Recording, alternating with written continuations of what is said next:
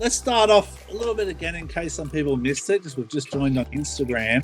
But this is Adam and Amanda from Yachting Canada. Yeah, I bet it. Put it all on the line. What you seek, you will find. I know you don't see it right now, but you're gonna see light through caramel skies. Won't be scared of the heights. You're only gonna see it when you're there. If life's what you make it, got great expectations. You won't catch me facing the light. Life's what you make it. I got great expectations.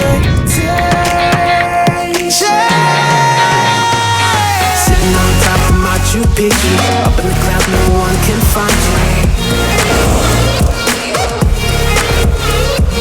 Feels like it wants me to fly. We all got wings, so don't you cry. I'll be thinking about you from Machu Picchu. They're both in Halifax at the moment. You've been based there for how many years? We've been 15 years now in Halifax. I was born and raised here, but we've been living here in Halifax with our kids for 15 years. Yeah, but we kind of move around the province throughout the year, especially in the summer. We have a summer home in Cape Breton Island, which we're actually moving to soon because we love it so much. Exactly. Well, I've just moved to Canada. I've moved to Montreal, Canada, a little bit west of you. So that's exciting. And my family are there, good education, beautiful properties, lovely people.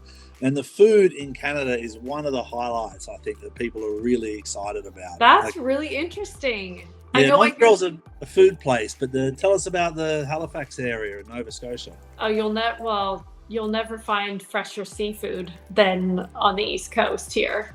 So I know people talk about seafood a lot. Yeah, I mean, that's kind of a given, and it is spectacular, whether in the lobster or shellfish. One of the things people I don't think are that familiar with is our wine region. Yeah, for sure. In Nova Scotia. We have a beautiful part of the province called the Annapolis Valley that has its own microclimate and produces tremendous wines. You know a little bit more about that than I do. I do, yeah.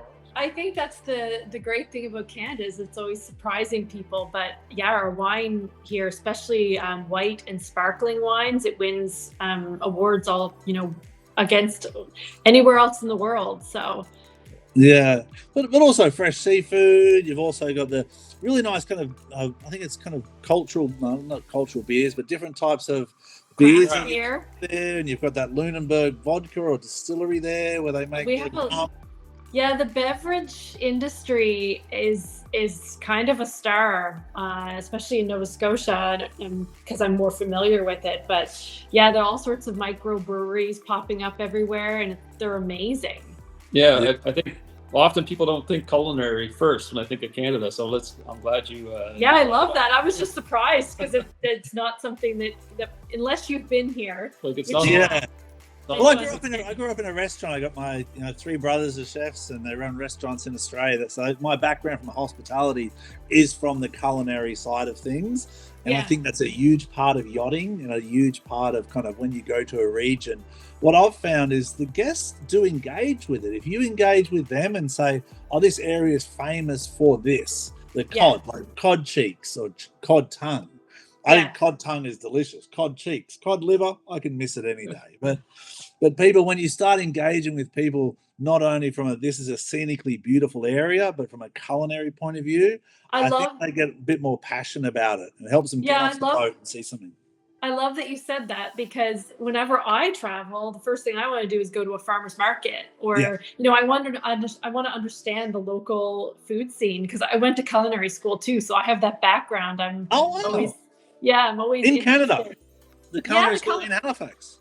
The Culinary Institute of Canada. It's actually in Charlottetown, Prince Edward Island. Stunning. Yeah. And even Prince Edward Island's got its whole, I was shocked when I went there. We talked about earlier about some mussels that I was given and that little happy moment that owners are looking for, get really excited. I just got a message and not live on Instagram. So just double check your Instagram maybe to see if it's working. But if not, we're live on YouTube, folks. But yeah, the Prince Edward Island, for the potatoes that they have there, the different mussels, the different oysters, and the 400-pound tuna that I caught up there. So Prince Edward Island, Great all fish. your different regions. We've got a couple of questions rolling in already. How many kind of regions, not climates, but more cultural regions do you have on the northeast of Canada that people can visit? Well, I mean, we speak to the region in the context of the 4 Atlantic provinces. So we have New Brunswick would be the first province you would enter if you were traveling north up through the eastern seaboard. So it's adjacent Maine. So New Brunswick, which has a lot of French and English. It's actually Canada's only bilingual, officially bilingual province. Then we have Nova Scotia, which is the word itself is New Scotland, so you can guess we have a lot of Scottish heritage in English and German. Obviously, a kind of a melting pot of cultures going all the way back to our Indigenous people who are prevalent throughout the region.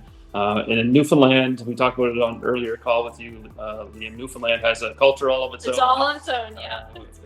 Its language is very fun to try and follow along. And Prince Edward Island, which is a real kind of a beach culture and an agricultural area. Yeah. So very diverse people and places. Every place is different. Yeah. So there's four regions, and what's your kind of favorite is Brador Lakes, or what are you thinking? We can't pick a favorite. Yeah. I think we can. I will. So the Brador Lake is Canada's inland sea in the center of Cape Breton Island, which is a spectacular 900 miles of coastline inside an island that you can take a large yacht into. But also the Northumberland Strait between Nova Scotia and Prince Edward Island, which has warm waters upwards of 80 degrees in the summertime, which for Canada is pretty warm, swimmable waters, and that's kind of beach country. Beach country for sure. Amanda loves it too. Oh, really? Oh, yeah. It's amazing. Beaches. What do we call it? I call it the Mediterranean of the North. Yeah. Okay, the Mediterranean of the North, like that. Yeah. But just double check your live on Instagram there. There's a little on the bottom of your invite. I might try and send it to you again. There's no stress. It's just a couple of people saying they miss seeing your beautiful faces, or they're sick of me. Yeah. Oh, I think it stopped going. Okay. All right, I'll send it again. No stress. What about Brador Lakes? I got a question here. What size yacht can go in Brador Lakes?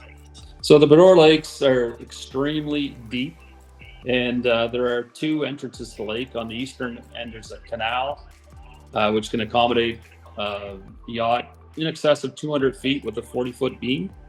But then 200 feet with a 44-foot beam, and 40 foot. After 40 foot, up to 40 feet. Yeah. Okay. So the biggest yacht that we worked with that went through the St. Peter's Canal was Archimedes, which was a 223-foot fed ship, and it just went through no issues. But it's always amazing to see the footage of super yachts going through that canal. But larger yachts can actually enter the lake in the north end through the Great Brador Channel, which is actually ocean-going large ships transit and cruise ships coming through that way. So it's largely unlimited through that passage. Yeah, that's where I've been through both. I've never got a chance to go into Brador Lakes. A couple of people are asking there, what are the major ports in the north? I mean, there's questions coming in, and I've got a couple, but if you've got a couple, don't hesitate to ask as well.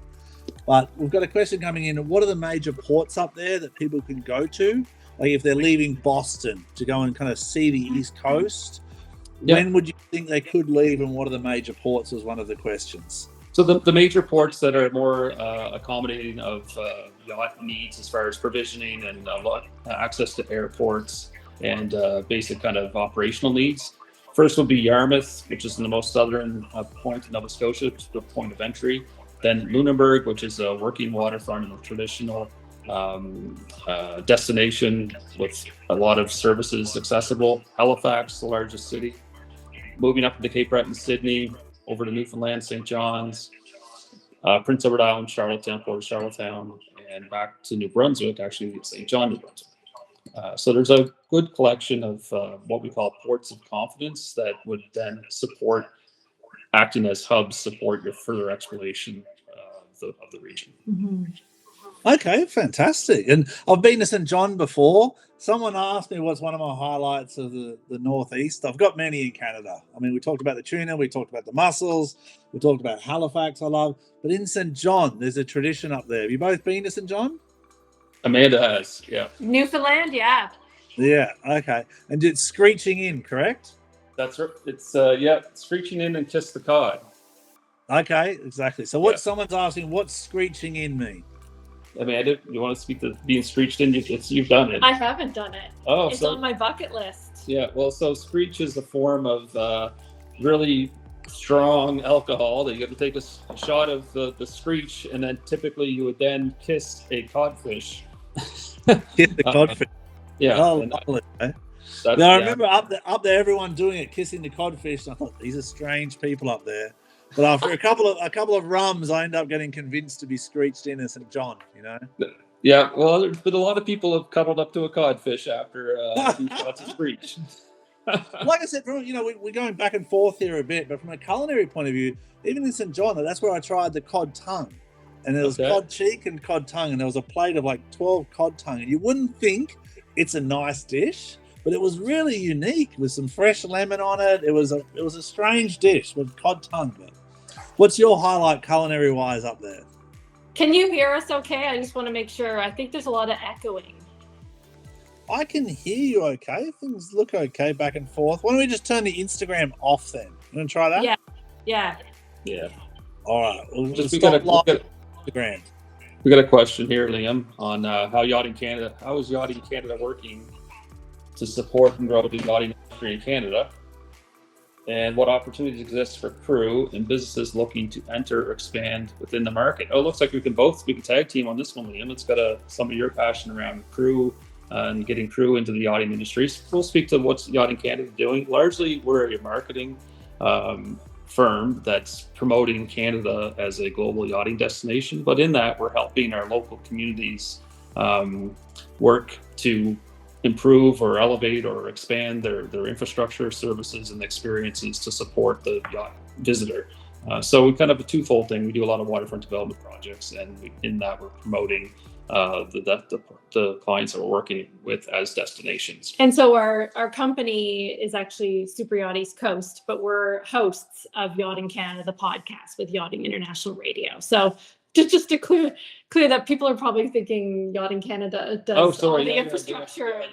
This is Yachting Canada is the platform to help us promote all of these amazing destinations. Exactly. So, yeah. Well, when I think Yachting Canada, I don't think some organisation. I think Adam and Amanda. That's the solution to going to Canada with a yacht. You go to Yachting Canada. But yeah, Super Yacht East Coast, correct? Super Yacht East Coast, yeah. We run around the world telling marine visitors to come visit us because it's yachting's best kept secret for sure. But this second half of this question, Liam, was we talked about this earlier. They're asking this is Alex is asking, what opportunities exist for crew and businesses looking to enter or expand within the market? Like crew, we have a passion about getting crew into the yachting industry, especially Canadian crew. Yeah, absolutely. I mean, I don't know why. Like I've spoken a lot of times about it. We have great, the yachting industry is a big space, and there's a lot of places all over the world for it. But I just don't see a lot of Canadians coming into the market, and I can't understand why. I think I'm not sure. I think we have a lot of South Africans, a lot of different cultures from all over the world coming into the super yacht industry in Fort Lauderdale. But I want to say it's like less than 5% is Canadian, and they're just there. So for me, is there some courses there that people like Yachtmaster Offshore, STCW, can people do courses in Canada that can help in the yachting? Yeah, there definitely are. There are marine colleges across, especially across the Maritimes. I just think it's an education and understanding that the yachting industry is a path to a career. Yeah. Here it would largely be more focused on fishing and commercial careers. So just as more boats visit and there's more awareness of yachting as a marine trade, so to speak, or accessing or creating that access, more people I think will become. I think it's somewhat of an emerging industry here. So, when things are in your face, they become more obvious to you. So, if you're growing up in Florida, you're surrounded by yachts. Exactly. So it seems, it's just top of mind. Whereas here, We do get yachts, but it's not as in our face maybe, so they're not thinking about it as a career as much. And one of the parts of this question is also how do businesses get into this opportunity? And it's funny because some businesses would think they'd see a yacht and not understand how they might be connected to it. I used the story of an HVAC service company that I engaged several years ago to do work on a yacht. They had never in their dreams imagined that their service would be applicable to a boat. So the education is a big part of what we do too, to get people recognizing that their service they might offer can be taken and elevated and delivered to this new market. Mm-hmm. Okay. And is there any notable schools up in Canada you'd recommend, or in your area in Halifax, maritime schools that people could go to?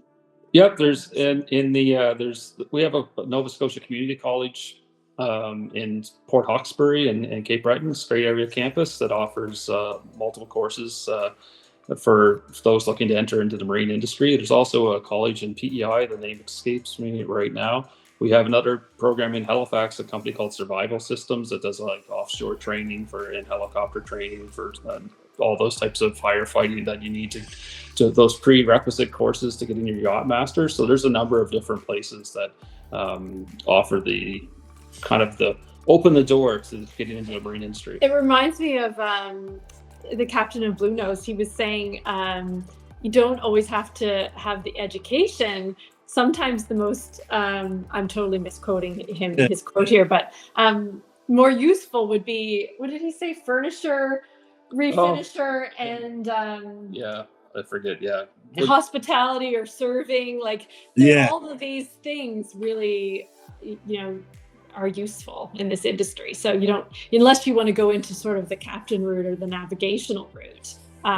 Well, I had a question here from a charter broker actually. What type of yachts what type of yacht is suitable for Canadian waters? I mean, are people thinking, for some reason I've got a question, icebreakers, is it that cold? What type of yachts do you see come through Halifax going up? You mentioned Archimedes, you mentioned... Yeah, we see everything from a small, 30-foot sailboat. A lot of Norwegian sailors come through in the spring on their way south, right up to large super yachts and everything in between. Me personally, on the East Coast here in Nova Scotia, like 150-foot or less yacht is perfect because you're going to get into a lot of the rivers. You're going to easily get into Canada's inland sea, the Brewer Lake.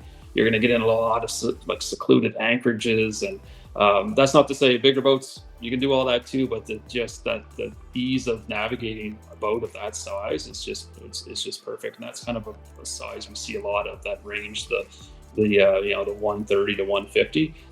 But Halifax is unlimited. Halifax Harbor can take the big shots in the world. Years ago, I worked on the Halifax waterfront, and I was getting calls from some of the largest yachts being constructed because they needed to know if there were any places they could go. Yeah. And Halifax is one. Yeah, here's another one. What unique advantages does Canada offer as a yachting destination, and who are the types of ultra high net worth individuals who would appreciate it most? These are great questions. Yeah. I mean, that's so hard to narrow down to just, one person that would be interested. But I really feel like the expedition yachts, or anybody that really loves outdoors, culture, music, scenery, fishing. I think if you want to, those folks that really want to immerse themselves in a community as well, we see a lot of visitors that, sometimes yachting has a perception that it's people that are not necessarily wanting to interact. And we see the folks that really want to participate in the destination and kind of become one of the locals, so to speak. And that's really rewarding when we help facilitate that, because it creates that lasting maritime connection that I think a lot of us that work in this industry really thrive on. Well, I think that's what created the industry. It's why we go to sea for. I mean, I know we've gone over time. I try and allocate 15 minutes for these questions and answers. If you've got time, let's keep going. If that's yeah. I'm passionate about it, and I see the Northeast, New England, and Boston. And I've been to these areas a dozen times, over my cruising career of 25 years. But I see these places like Canada is just there, not even an overnight run, 3 or 4 hours away from Boston. Yeah. And a unique world that's easy to enter. It's English speaking. It's got great waterways, good facilities, good people, great skill set and infrastructure. I mean, even in the dollar now, from $1 to $1.30, $1 is about $1.40 now, correct? Canadian? Yeah, definitely a perk. So why do we have so many questions now about going to Canada? Why Canada? Where's Canada? Is it cold? What type of ship? Do you think it's just people are unaware of it, or? I don't know. I feel like the people who have been here or are aware of it, they know, what everyone else is missing out on. Yeah, true. But I think we just tend to be quietly confident about this amazing place. Maybe we're not as loud as we should be. Yeah, I mean, I definitely think there's an education gap, right? And misconceptions. And sometimes it's felt that the experience stops at the main border, but it's really where the experience begins, right? Yeah. There you go. Oh, you'll be the next tourism minister of Cape Town. We did a great itinerary. It's on our website. Okay. It was a lighthouse itinerary that takes you from Portland, Maine, all the way to the end of Cape Breton. So it's kind of using lighthouses to lead your way. Oh. So I mean, there's all sorts of unique things about the two places, but there's definitely the Northeast U.S. and then the Canadian East Coast. There's so many similarities in landscape. It's just not as crowded once you get up here. Here's a really good question. Are there marinas on both the West and East Coast for the new breed of super yachts? As in the bigger ones. Yeah. So I mean, I just spoke to the largest port on Canada's East Coast is the port of Halifax.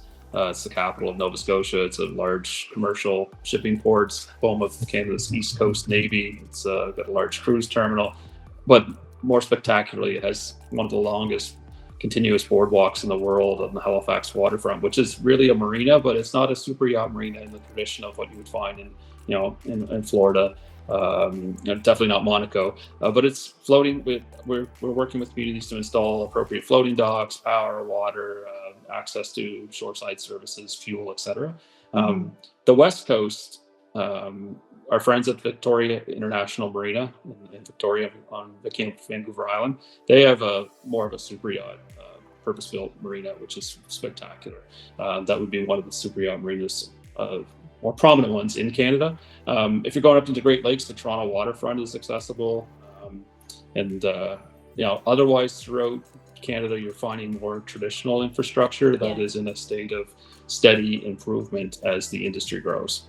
We've also got these big ports. These ports, what people always forget too, is these ports are built around shipping. They didn't come from the land; they came from the sea. So there's always dockage. Like people are going to worry about the super yacht feel and the power and the shore power. I love tying up to a commercial place where you've got, the people there are happy to help you. There's all the facilities available. Take the tender into a small marina to drop the guests off. But there's generally dockage in most parts of the world if you're available just to use a commercial dock. Well, especially in this part of the world where we are, the Atlantic provinces, they're all, essentially islands. So they're surrounded by water. There's lots of places to get into the land and access land by water. And you've also got international airports in all these ports we talked about. The ports and fantastic food scene and all sorts of things to do. And if you don't have to just be outdoorsy, it's just the most obvious thing is that it's just gorgeous and so much beautiful scenery to explore. But I mean, you can be in a port that's an exciting little city and be immersed in that liveliness, and then you can escape and disappear and go to a remote anchorage. There's kind of everything here. I like this. Next question here we have is, how careful is Canada in regards to the waterways compared to other countries? We definitely are very protective of our environment, and that with respect to regardless of the size of vessel or commercial or private. We like to see our marinas operating sustainable operations and our guests behaving with nature and the environment in mind. So there's obviously regulations in Canada that are very strict around operations of a vessel. And we work with our visitors to make sure they're in compliance with those. And you were actually the one to get the blue. The Halifax waterfront was the first blue flag marina in Canada, actually, which designation that I helped secure in 2012, and it's been compliant ever since, and that's a global recognition. And one of our favorite places, Adam mentioned earlier, the Bredor Lakes. They're a World UNESCO biosphere. Yeah, so we have a few biospheres, and I love that question, because if we don't protect the asset that is our environment here, then we've lost the reason for you to come. Exactly. Right? Well, that's why it's, the same as with the cod back in the day. There wasn't the cod embargo, you know what I mean? That they stopped the cod, and all of a sudden you're starting to get more cod back to Canada, which is special. And people are getting private licenses, and you can go fishing. So I fished for cod when I was up there. But what movements are you seeing in the laws in regards to charter yachts? Because that's the big one for me. Like, we've talked about this, and as a charter captain, we've discussed it, we've been over it, there is requirements, but it is possible, and it's not unrealistic. The price is unrealistic, and the timeline is not unrealistic either. Depends on the size of the vessel. But just talk us through getting a charter permit. Well, I think, and we've worked on this with you, you need to be working with a professional on this end that knows the process. So we recommend engaging a maritime lawyer who works through these, so that it'll save you time and effort on navigating the different complexities, because there are several levels of bureaucracy that are involved in obtaining a coastal trading license, which is your permission to charter. But as you know, Liam, having looked into it yourself, there's a perception that it's against the law to charter in Canada. Well, it is if you don't follow the law. Yeah. Right. That's like anywhere, like in BVI. You've been successful in doing it. I've worked with boats and had them successfully navigate the process. You just need to allow yourself a bit of runway so that everything can be put into order. And if you wanted to charter in 2025 in Canada, you should probably start the process in fall of 2024. Yeah. Right? So give yourself the time. And once you've got the charter license, then the question I got here is, is there a tax associated with it in terms of above the charter rate? Like, I know Bahamas have a 10% tax, Costa Rica a 2% tax. Yeah, there's a tax formula, and it's based on a survey of the vessel and all sorts of particulars. So it would be, there's not a flat rate that you can apply. It's based on the vessel size and tonnage and all sorts of magic. Yeah. So it's again why the timeline. So with Yachting Canada, this platform is, we're getting more awareness out there of Canada is accessible for charter. There's a process, but the more people that go through it, even on our end, the more familiar those regulators become with the opportunity, and it becomes more seamless or frictionless, I guess is the word that we use in the yachting industry. That's right. But when you only have if you don't have a lot of boats doing it, then it seems like you're restarting every time you try to proceed with it. So we need more interest in that. Yeah, well, if Umbrella was going to the West Coast, if we were going back up to the Northeast this year, we were going for a charter license on the East Coast. But it's still applicable on both coasts, correct? It's still a Canadian. It's a federally regulated license, so it's weird with countries as big as Canada, and sometimes even as small as our part of the world. Sometimes you have regulated bodies that have different interpretations of their own regulations. So it's again, getting on into this early is our advice, and engaging with someone that can help you through it. Like, we can help in the early stages of it, but again, our recommendation is to engage a maritime professional that does this sort of work. Perfect. Well, you've been really amazing. It's insightful. I try and keep it a little bit shorter than most type of interviews or podcasts, because I want people kind of wanting more. So we've talked about the weather. We talked about the culinary side of things. We talked about the locations, destinations, charter licenses, fueling. We haven't talked about. Is that pretty easy up there? Yeah, most fueling would be done by truck. Okay. That's because, again, we don't really have the large super yacht facilities, so many wharves that you would come into, you would just on your way in or after you've arrived, you would book an appointment by delivery by truck, and no problem. Yeah. Okay, perfect. Is there duty-free fuel at all, or no? It's something that I'm not that familiar with that part of it. Okay, yeah, I think when I left, I think for some reason it was burnt in Canada. It was a reduced rate, but don't quote me on that. I remember when we did the It's Northwest Passage, that was a big thing. Is it going to be used in Canada or not well, used? there's a process to go through to get your tax back, and like there's a lot, Exactly. like Yeah, it gets pretty complex. And again, we defer to other folks on our team that would be more yeah. versed in that sort of thing. Yeah. But in summary, it's got the tools. Canada's got the tools. Yachting Canada, and Super Yacht East Coast are the people to work with. Have you got any final things to say about Canada itself and any other reasons people should get up there and see it? Well, I think if you are looking to really use your yacht and use all that equipment and all that technology and get back to kind of the real spirit of exploration, Yeah. then Canada, East Coast, West Coast, Northwest Passage is your playground. And you were saying, I mean, finding new destinations is getting more and more difficult. Yeah. And we have that advantage where there's we're kind of always under the radar, so there's a little bit of an unknown there that makes it a bit magical. And when people visit, you can literally feel like you're discovering a place. Well, I think it's because the geography, and again, we're on the East Coast and we're more intimately familiar. But we've both traveled to the West Coast, and it's spectacular. It's like and I say this a lot, almost every mile you put under the keel or behind the boat, the landscape changes as you're passing by so dramatically, and then the people also change. Yeah. So it's not like you've just kind of repeating the same experience over and over again as you're traveling through this part of the world. Yeah. It's completely different. People, landscape, environment, Culture, I think. And then you've got the Native Americans up there as well, which is quite different regions have very different style of people themselves and their languages and their cultures, and that's. But we all tie back on the coast, especially. We all tie back to the water. Yeah. And so when our visitors come by water, it's almost like we have this common relationship already established where you can just grow from there. And you come as a visitor and you leave as family.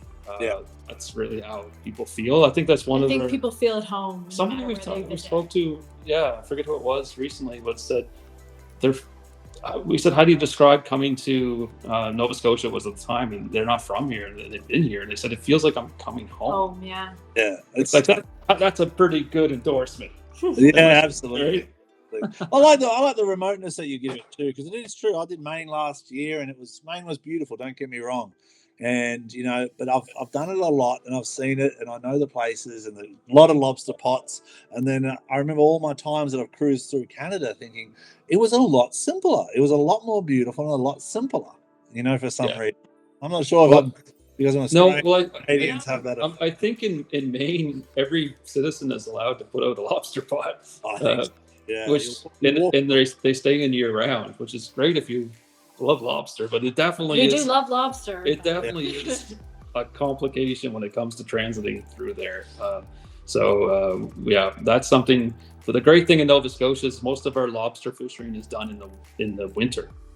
Not pretty tough on the fishermen, but it's and our only spring and summer lobster season ends May 30th or June 30th. June 30th, I believe. June 30th. Yeah, so the full-on summer season is lobster pot. I think all the Canadians really look forward to their summer. It's working in the winter and get to your summer holidays and go for a trip, Yeah. Yeah, we definitely go for the summer. Well, and if you've been here for the summer, you can understand why. Absolutely, yeah.